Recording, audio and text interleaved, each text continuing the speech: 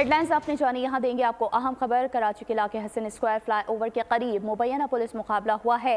Firing के तबादले में 3 डाकू जख्मी हालत में गिरफ्तार कर लिए गए हैं।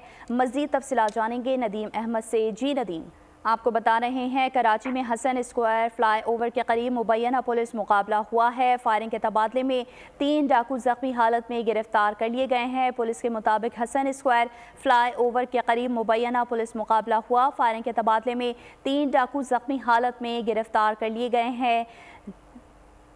मजीद तफसीलात जानेंगे नदीम अहमद से। जी नदीम, आगाह कीजिएगा, ये क्या मामला है?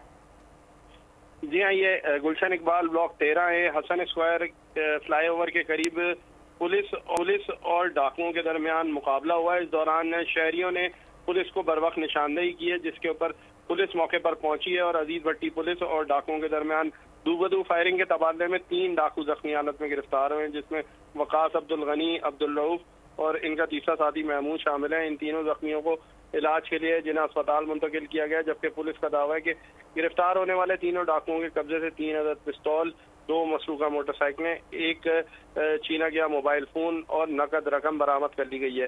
पुलिस का कहना है कि इस वाक़े के अंदर जो है वो शहरियों ने जो है वो बरवक्त तौर के ऊपर डाकुओं की निशानदेही करी है और शहरियों की निशानदेही के ऊपर जो है वो पुलिस ने डाकुओं के साथ दो फायरिंग का तबादला किया, जिसमें 3 डाकू शदीद जख्मी हालत में गिरफ्तार कर दिए गए।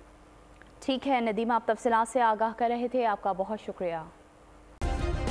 सब्सक्राइब करें और बेल दबाएं ताकि कोई खबर रह न जाए।